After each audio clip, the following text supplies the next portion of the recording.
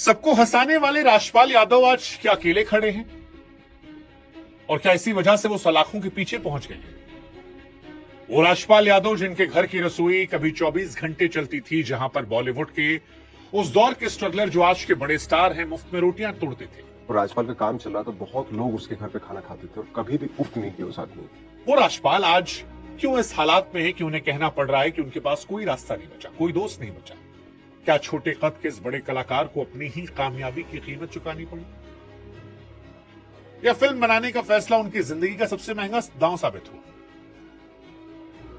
क्या वाकई हालात इतने बिगड़ गए थे कि करोड़ों कमाने वाले इस अभिनेता के पास कर्ज चुकाने के पैसे नहीं बचे? इतना कंगाल हो गया क्योंकि जिस हाथ में कभी अवार्ड्स की ट्रॉफी थी, आज उस हाथ में हथकड़ियां हैं बेबसी की। और इसीलिए सवाल है कि क्या मामला है राजपाल का? क्या यह मामला सिर्फ एक चेक बाउंस तक है, या फिर कर्ज, अदालत, गलत फैसलों की एक लंबी श्रृंखला का नतीजा है?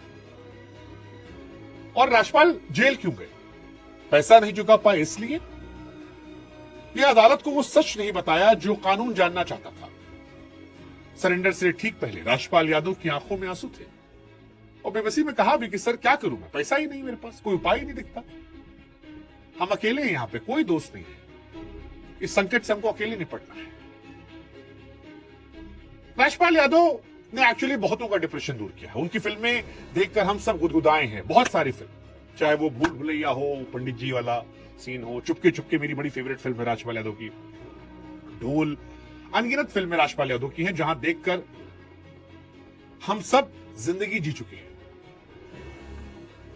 लेकिन अब वो जेल में है और जेल की शुरुआत किसी बड़े अपराध से नहीं बल्कि एक बड़े सपने से हुई। साल 2010 में तय किया कि वो सिर्फ एक्टिंग नहीं करेंगे बल्कि निर्देशक भी बनेंगे। अपनी पहली फिल्म अता पता लापता के लिए दिल्ली के एक बड़े कारोबारी से 5 करोड़ का कर्ज लिया। हालांकि राजपाल कह रहे थे कि कर्ज नहीं लिया था, उन्होंने इन्वेस्ट किया था। वो अपने बेटे को लॉन्च करना चाह रहे थे, हीरो बनाना चाह रहे थे। लेकिन जो बात निकल कर आ रही है वो ये कि समझौता था कि मुनाफे के साथ पैसा लौटा देंगे। लेकिन किस्मत ने साथ दिया नहीं, फिल्म बॉक्स ऑफिस पर बुरी तरह फ्लॉप रही। अब 5 करोड़ का कर्जा, ब्याज और पेनाल्टी के साथ करीब 9 करोड़ पहुंच गया। राजपाल ने कोर्ट को कई बार वादे किए कि पैसा चुका देंगे, लेकिन वो नाकाम रहे। कोर्ट को अधूरी जानकारी, वादा तोड़ने की वजह से जज साहब नाराज हुए और साफ कहा कि कलाकार होने के नाते कोई स्पेशल ट्रीटमेंट नहीं मिलेगा। 5 फरवरी 2026 को राजपाल यादव ने तिहाड़ जेल में सरेंडर किया और अब 6 महीने की सजा काट रहे हैं। अब सवाल, क्या राजपाल वाकई कंगाल हो गए थे? जिस इंसान ने सालों साल हंसाया वो आज रो रहा है। सरेंडर के वक्त जैसा कि हमने बताया, वो रुआसे होकर कहेगी क्या करूं सर, पैसा ही नहीं है, कोई उपाय नहीं दिखता, हम अकेले हैं, कोई दोस्त नहीं है। सच तो यह है कि बैंक ने अगस्त 2024 में शाहजहांपुर वाली उनकी करोड़ों की संपत्ति को पहले सील कर दिया था। हालांकि हाल की फिल्मों में उन्होंने भूल भुलैया 2, 3 से पैसे कमाए हैं, लेकिन पुराना कर्ज और ब्याज इतना बड़ा है कि वो कमाई अकेले काफी नहीं है। करोड़ों कमाने वाला सितारा आज बैंक के नोटिसों और बेबसी के बीच घिरा हुआ है। सजा काटने से कर्ज खत्म नहीं होता, उन्हें 9 करोड़ फिर भी चुकाने पड़ेंगे। राजपाल उत्तर प्रदेश के शाहजहांपुर के एक छोटे से गांव से आए थे। एनएसडी से एक्टिंग सीखी, मुंबई में एक छोटे से कमरे में 6 लोगों के साथ रहकर दिन गुजारे। उनकी मेहनत ने कॉमेडी किंग बनाया, लेकिन गलत व्यापारिक रस ने जमीन पर ला दिया। ये कहानी सिखाती है कि कामयाबी पाने ज्यादा संभालना मुश्किल है। पुश्तैनी घर पर ताला लटका है और मुंबई की चकाचौंध फीकी पड़ गई है। हालांकि ये बॉलीवुड को भी एक्सपोज करती है। राजपाल यादव का जेल जाना और ये कहना कि मैं अकेला हो गया, कोई साथ नहीं है, ये बॉलीवुड में लोगों को एक्सपोज भी करता है। क्योंकि नवाज का जो वीडियो लोगों ने देखा, जहां पर नवाज कह रहे थे कि राजपाल का घर स्ट्रगलर के लिए लंगर जैसा था, 24 घंटे रसोई थी, कोई भूखा नहीं रहता था।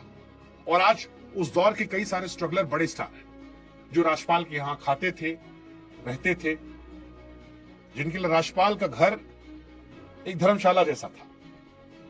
लेकिन अब जब वो स्टार बने और राजपाल मुसीबत में है तो कोई पुराना दोस्त सामने नहीं है।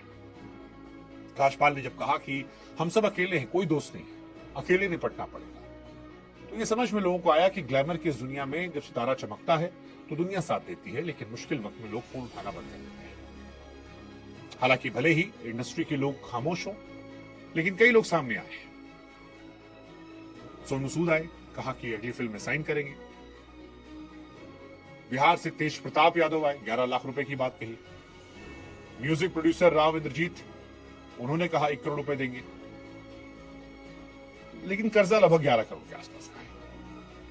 राजपाल की कहानी हमें सिखाती है, या कहें कि जब किसी की बर्बादी की कहानी हम पढ़ते हैं तो हमें अंत में जरूर जानना चाहिए कि क्या वो वापस आएगा।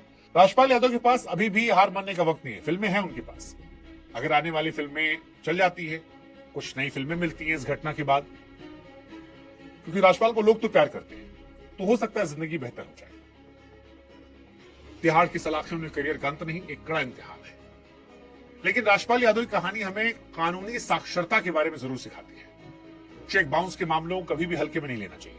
कानून की नजर में एक साइन किया गया चेक आपकी बड़ी जिम्मेदारी होता है। राजपाल यादव केस में सबसे बड़ी समस्या कर्ज नहीं थी, कोर्ट की अवमानना थी, वादों को तोड़ना था। और इसीलिए यह हर उस इंसान के लिए आईना है जो कानूनी कागजों, अदालती आदेशों को नजरअंदाज करता है। सही समय पर कानूनी सलाह, ईमानदारी आपको तिहाड़ जाने से बचा सकती है। हालांकि इस मुश्किल दौर में राजपाल की पत्नी उनके साथ खड़ी है।